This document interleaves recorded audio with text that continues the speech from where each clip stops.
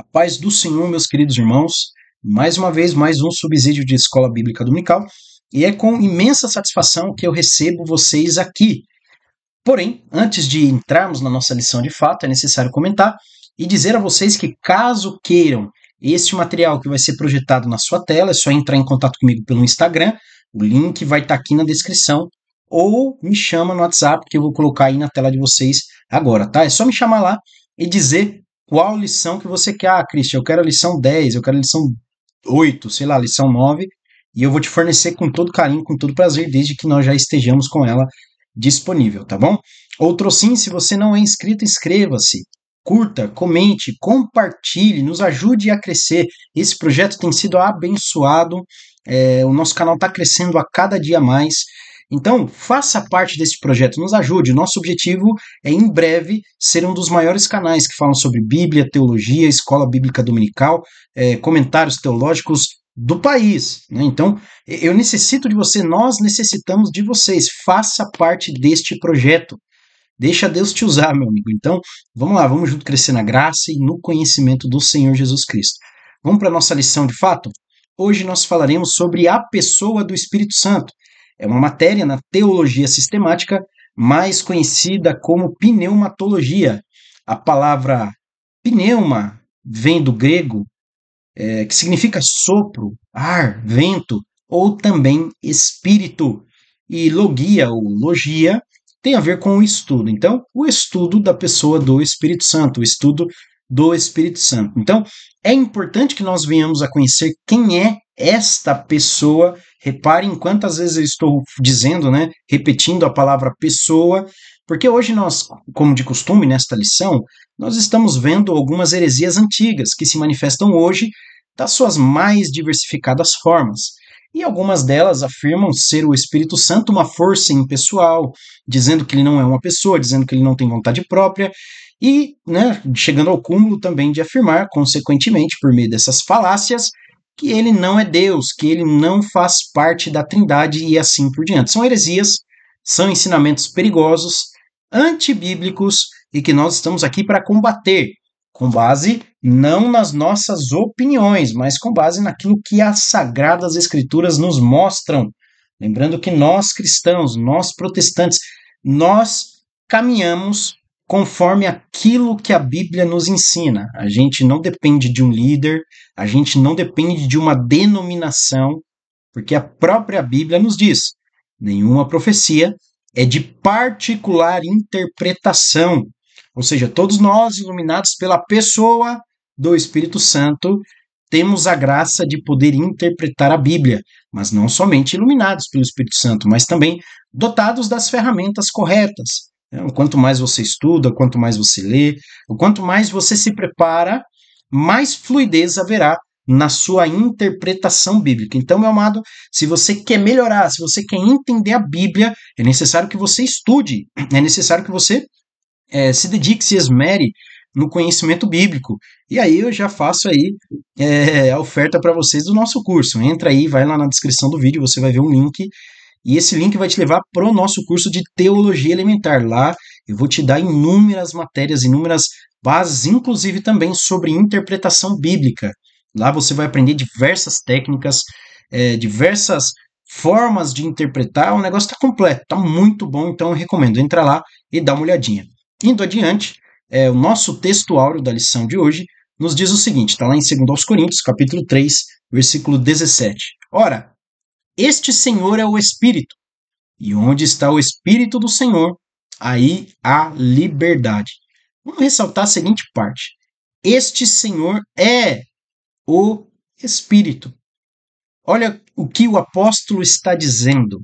Ele está já fazendo uma referência direta, mostrando que o Kyrios, porque em grego o Senhor é Kyrios, né? O Senhor é o Espírito. Mas o que isso tem a ver com a Trindade, né? com a pessoa do Espírito Santo ser Deus? A gente tem que entender, meus amados, que a palavra Jeová, Yahvé, o nome de Deus não é escrito, grafado no Novo Testamento. Não existe essa palavra, essa nomenclatura no Novo Testamento. os autores do Novo Testamento, inclusive a tradução grega do Antigo Testamento, do hebraico para o grego, a Septuaginta, não utilizam Yahvé, Jeová, o tetragrama, não utilizam.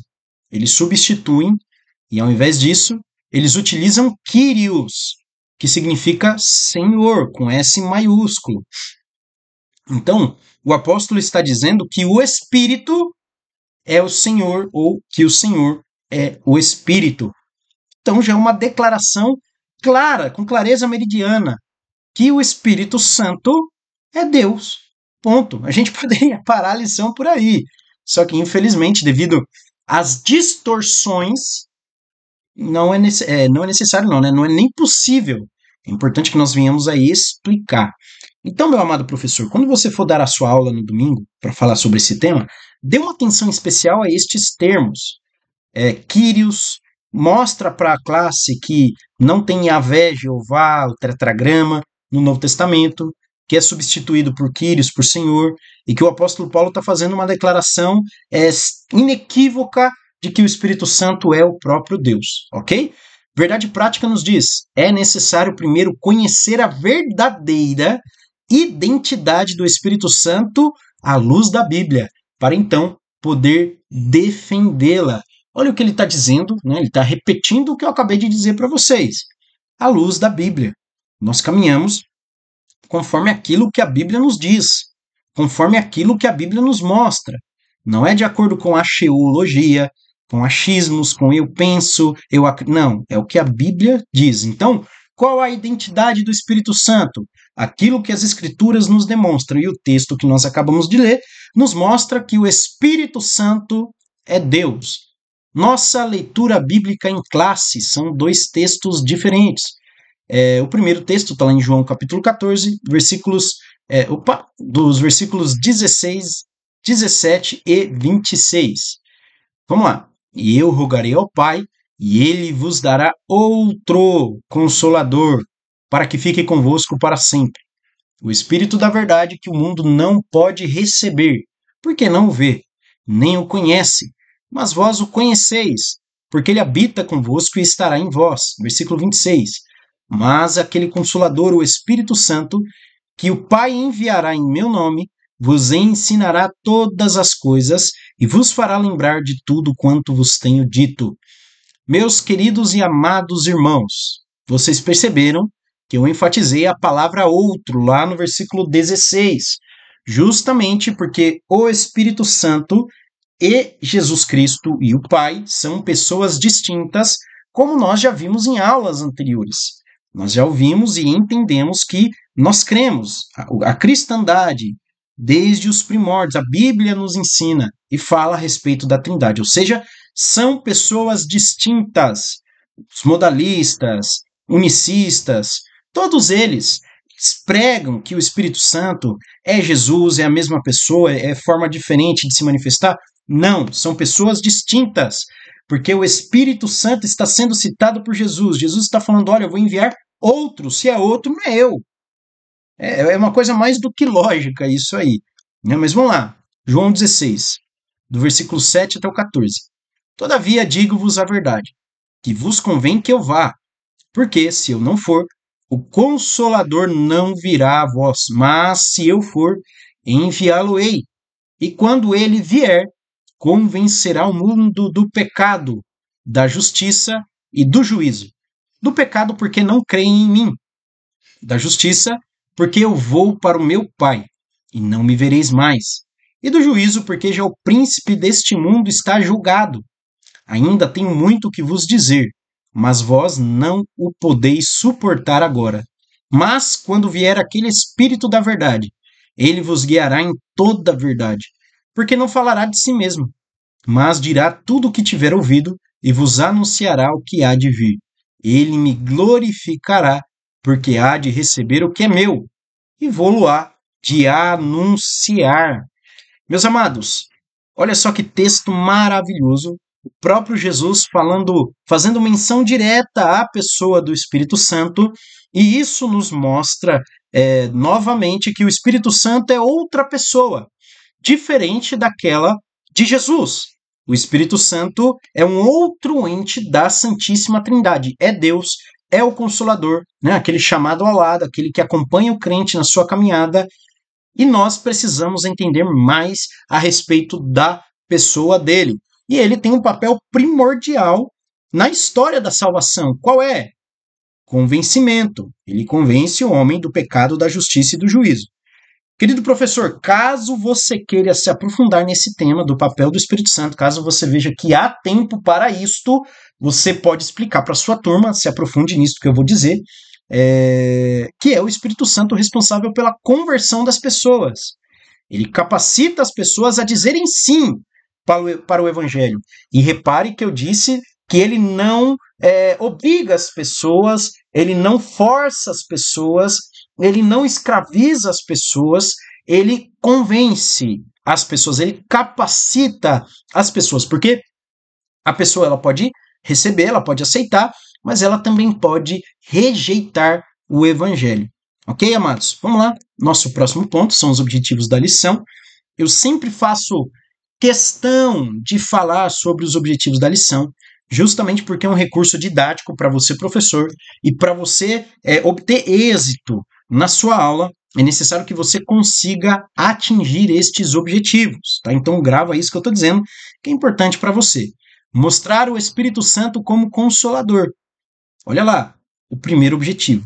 Segundo, correlacionar a deidade ou divindade, deidade significa divindade, os atributos e a obra do Espírito Santo. Correlacionar é você mostrar que tudo ali tem uma relação, ou seja, ele é divino, então por isso ele tem os atributos.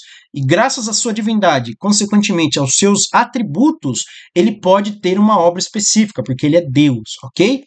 Identificar as heresias antigas e a forma como elas se apresentam atualmente. Indo para o nosso próximo ponto, introdução. O Espírito Santo é a terceira pessoa da Trindade, possuindo atributos divinos e personalidade própria. Olha o que eu disse aqui, meus amados. O Espírito Santo possui personalidade própria. Ele é uma pessoa. Ele tem vontade própria. Nós chamamos isso em teologia de volição. Ele escolhe, ele fala, ele comunica, ele sente, porque é uma pessoa, tá? Ele esteve presente desde a criação e atua na salvação. Lembra que eu disse que ele tem um papel na história da salvação? Santificação e capacitação dos crentes. Então, a santificação tem como ponto de partida o poder do Espírito Santo. É ele quem nos santifica. Por isso que, por exemplo, Tito, capítulo 3, o apóstolo Paulo vai falar da lavagem regeneradora do Espírito. E é por isso que um dos símbolos do Espírito Santo na Bíblia é a água, porque ele tem essa capacidade regenerativa e também de santificação.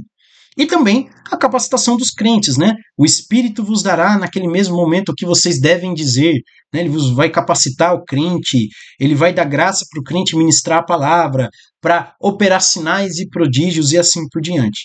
Esse capítulo refuta heresias que negam a sua divindade e personalidade. A identidade do Espírito Santo. O Espírito Santo não é uma força impessoal, porque ele é uma pessoa, mas um ser divino, com atributos próprios. Provas bíblicas da sua divindade. Acompanhe aí, na Bíblia de vocês, eu vou até abrir os textos aqui também, na minha Bíblia, para a gente poder estar citando com mais propriedade. O primeiro texto está lá em Atos capítulo 5, os versos 3 e 4. Então Pedro disse, Ananias, por que você permitiu que Satanás enchesse o seu coração para que você mentisse ao Espírito Santo? Então ele mentiu ao Espírito Santo. Mostra que o Espírito Santo tem capacidade, tem volição, tem pessoalidade. Mas vamos lá. Mentisse ao Espírito Santo, retendo parte do valor do campo, não é verdade que conservando a propriedade seria sua e depois de vendido o dinheiro não estaria em seu poder? Por que você decidiu fazer uma coisa dessas? Você não mentiu para os homens, mas mentiu para Deus. O texto está claro. Mentiu para o Espírito Santo, mentiu para Deus. Logo, o Espírito Santo é Deus, ok? Atribuídos a ele atributos divinos como onisciência. 1 aos Coríntios, capítulo de número 2, os versículos 10 e 11. Versículo 10. Deus, porém, revelou isso a nós por meio do Espírito. porque o Espírito sonda todas as coisas, até mesmo as profundezas de Deus, pois quem conhece as coisas do ser humano, a não ser o próprio espírito humano que nele está? Assim, ninguém conhece as coisas de Deus a não ser o Espírito de Deus. Olha só que maravilha! Então nós vemos um dos atributos divinos, os atributos próprios de Deus incomunicáveis, que diz respeito à onisciência e também à eternidade. Está lá em Hebreus, capítulo de número 9, versículo 14. Vamos ler aqui? Versículo 14. Muito mais o sangue de Cristo, que pelo Espírito eterno a si mesmo ofereceu sem mácula a Deus, purificará a nossa consciência de obras mortas para servirmos ao Deus vivo. Então o Espírito Santo é eterno, ele não é criado, como a gente vai ver hoje na nossa lição. Por exemplo, alguns islamitas, muçulmanos ou outras religiões e heresias afirmam que o Espírito Santo é uma criação de Jesus Cristo. Então não é bem isso, o Espírito Santo é eterno. Aliás, não é que não é bem isso, não é isso, ele não é uma criação, ele é coeterno, juntamente ao Pai e juntamente ao Filho. Atua em conjunto com o Pai e o Filho na obra da redenção e santificação.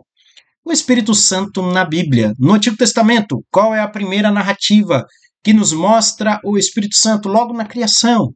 Gênesis capítulo 1, versículo 2. O Espírito de Deus pairava sobre a face das águas.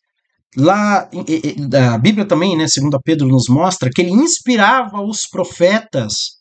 Então, era o Espírito Santo que dava as visões, era o Espírito Santo que trazia as profecias a eles, que trazia as palavras, sejam de bênção, sejam de castigo, e assim por diante.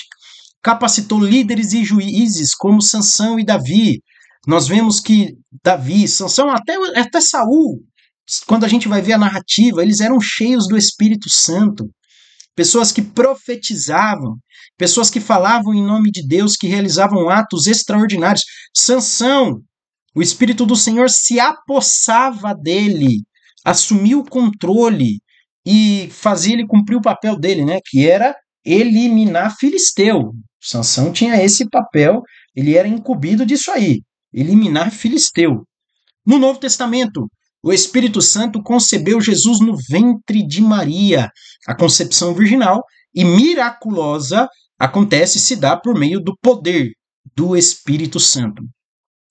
O Espírito Santo ele desce em forma corpórea, como pomba no batismo de Jesus, e também ele vai capacitar os discípulos no Pentecostes. Né? O Espírito Santo vai descer, vai repartir línguas, aquelas línguas repartidas como que de fogo entre os crentes, foi repartida pelo Espírito Santo. Uma capacitação divina para que eles pregassem o Evangelho. Eu citei as línguas, mas é um dos sinais. Tá? Mas a capacitação do Espírito Santo é o desejo intenso, ardente e a graça em pregar o Evangelho. Esse é o verdadeiro revestimento de poder que os discípulos estavam aguardando. Atributos e obras do Espírito Santo. Atributos divinos. Ele é onipotente, onipresente e onisciente.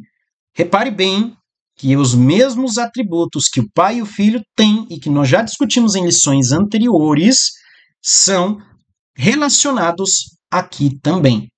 Quais são as obras que o Espírito Santo realiza? Uma delas eu já falei. Ele convence, ele não força.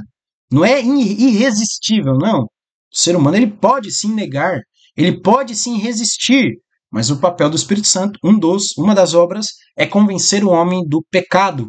Ele regenera e santifica os crentes, como eu já falei, a lavagem regeneradora do Espírito, e ele distribui os dons espirituais. Heresias que negam o Espírito Santo. A primeira classe de hereges são os testemunhas de Jeová. E eles ensinam que o Espírito Santo é apenas uma força ativa e não uma pessoa divina. É como se fosse a vontade de Deus manifesta por meio de uma energia cósmica, algo nesse sentido, ainda assim inexplicável. É uma heresia. Nós já dissemos inúmeras vezes nesta lição que o Espírito Santo é uma pessoa que tem vontade própria, que age de acordo com seus próprios interesses, e o interesse dele é fazer a vontade do Pai, em acordo com a Santíssima Trindade. Eu já citei o Islã, e alguns acreditam que o Espírito Santo é o anjo Gabriel. Os pneumatomacianos, grupo que no século IV negava a divindade do Espírito Santo. Então nós vemos que a negação da divindade do Espírito Santo é antiquíssima, meus amados. A Bíblia refuta essas visões e confirma que ele é Deus, consubstancial ao Pai e ao Filho. Meus amados, o que a gente tem que entender? As discussões primárias no cristianismo, primeiro, segundo, terceiro século, geralmente elas giravam em torno da pessoa do Filho de Jesus Cristo. Quem é Jesus? Ele é divino ou não é? Ele é uma pessoa da Trindade ou não é? Então essas discussões giravam em torno dele.